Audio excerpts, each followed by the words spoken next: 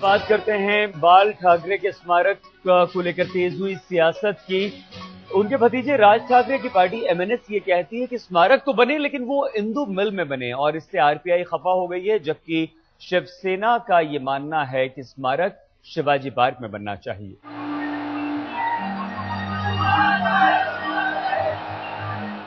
चिता की आग अभी ठंडी भी नहीं पड़ी कि सियासत की आग भड़क उठी है। बाला साहेब के आखिरी दिनों में जो रिश्ता करीब होता दिख रहा था, उनके स्वर्गवास होने के बाद उन रिश्तों में सियासत के कांटे दिखने लगे हैं।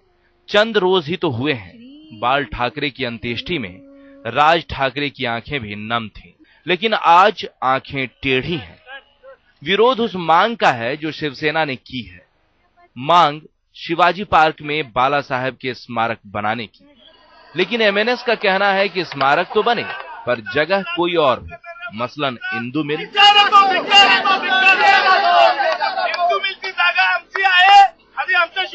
सम्मानीय बाला साहेब का जो व्यक्तिमत्व है, वो जो व्यंग्य चित्रकार है, उनके जीवन में बहुत सारी घटनाएं हैं। अगर अगले पीढ़ी को ये घटनाएं पहुंचाना चाहते हैं तो उतना ही बड़ा एक भव्य दिव्य स्मारक होना चाहिए, और उसके लिए शिवाजी पार्क की जो जगह है वो कम लगती है। इसके लिए मैंने ये फरियाद दिया कि इंदु मिल की जो 12 एकड़ जमीन है उसमें सम्मानीय शिवसेना प्रमुख का भव्य दिव्य स्मारक। अब आपको ये भी बताते चलें कि ये इंदु मिल वही जगह है जहां अंबेडकर का स्मारक लगाने के लिए आरपीआई और दलित पैंथर्स पार्टी लंबे समय से आवाज उठा रही है। एमएनएस की मांग पर आरपीआई आग बबूला है, सड़क पर उतरकर विरोध भी हुआ और ये चेतावनी भी दी कि खबरदार जो इंदु मिल पर नजर डाले, वहां तो हम पहले से ही कतार में हैं। बाला साहब के निधन के बाद भी वो पूरी तरह राजकारण कर रहे हैं बाला साहब के ऊपर, और जातीय तेड़, दो समाज में कैसे जातीय तेड़ निर्माण हो इसकी कोशिश कर रहे हैं। अगर उनको देना ही है तो राज ठाकरे जी की कोहिनूर जगह है और बहुत सारी साइट राज ठाकरे जी की चल रहे हैं, उसके ऊपर बाला साहब का स्मारक बनाइए, हमको कोई आपत्ति नहीं। एमएनएस ने तो एक तीर से दो निशाने साधने की कोशिश की थी। स्मारक पर शिवसेना का विरोध भी हो गया और ये कहकर कि अंबेडकर के बगल में स्मारक हो, बाल ठाकरे का सम्मान भी। लेकिन ना आरपीआई को और ना शिवसेना को ही ये फॉर्मूला पसंद आया। शिवसेना ने ये मांग एक बार फिर दोहरा दी कि चाहे कोई कुछ भी कहे, स्मारक तो शिवाजी के बगल में ही बनेगा।